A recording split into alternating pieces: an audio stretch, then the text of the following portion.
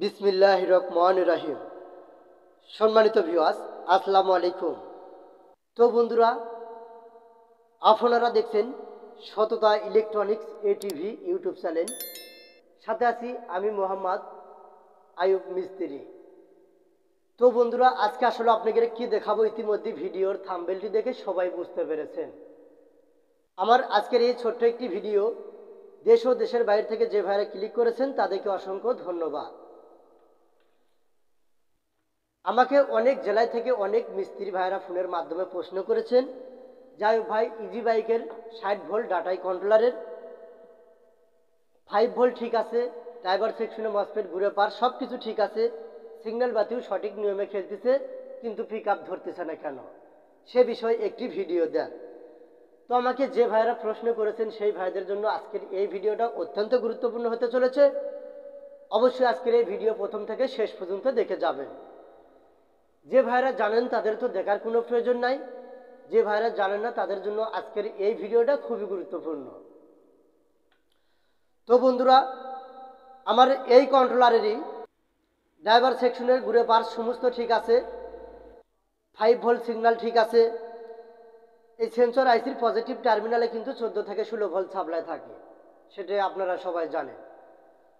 তো যাই হোক, আমার এই কন্ট্রোলারের সব কিছু ঠিক আছে, কিন্তু পিক আপ ধরতেছে না, সিগন্যালও সঠিক নিয়মে খেলতেছে।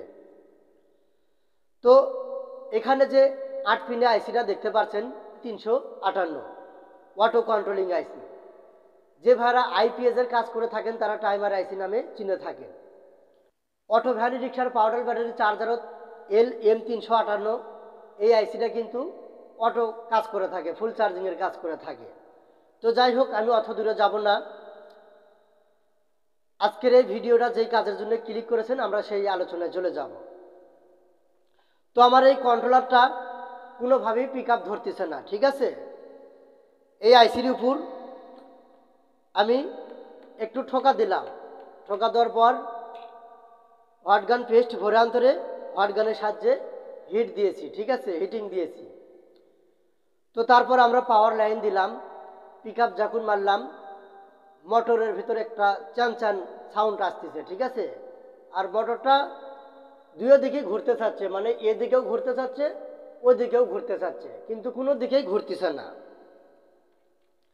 আমাদের এই অটো কন্ট্রোলিং আইসি হিট দেওয়ার পরে কিন্তু মোটরের ভিতরে একটি সাউন্ড আসছে, তো মোটরটা কিন্তু চলেনি।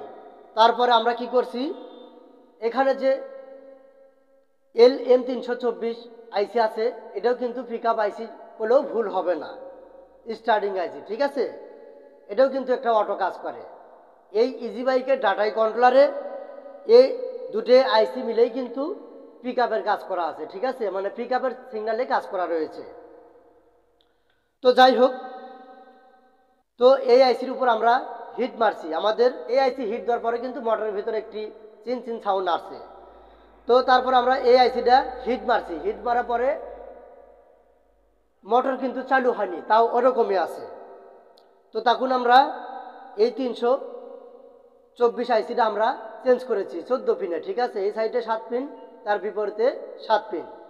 এই আইসিটা চেঞ্জ করার পরে আমাদের এই কন্ট্রোলারে পিক আপ ধরেছে, ঠিক আছে। তো এরকম প্রবলেমে অনেক মিস্ত্রি ভাইরা করে থাকেন, আমাকে ফোনের মাধ্যমে প্রশ্ন করে থাকেন। তো আপনাদের জন্যই আজকের এই ভিডিওটা বানানো। তো এই কন্ট্রোলারটা এখন আমরা চালু করব। আমি অলরেডি পাওয়ার লাইন দিয়েছি, একটি ভলিউমের সাহায্যে আমরা পিক আপ মারব। এই যে দেখতে পাচ্ছেন মোটর চলছে,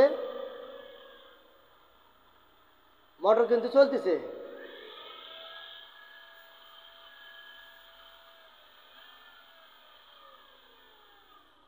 এই যে দেখতে পাচ্ছেন আমি বন্ধ করেছি, আবার চালু করব। এই যে দেখতে পাচ্ছেন।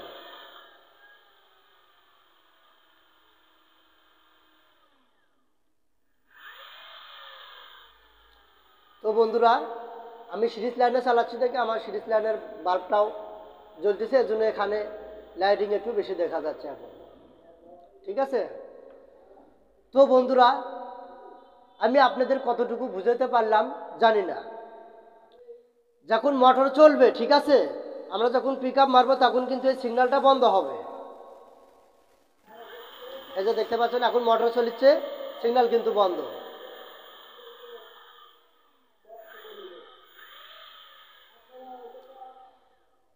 তো বন্ধুরা, আমাদের এই ভিডিওটি দেখে আপনাদের যদি একটু উপকার এসে থাকে অবশ্যই আমাদের সততা electronics ATV YouTube channel subscribe করবেন, লাইক কমেন্ট শেয়ার করবেন।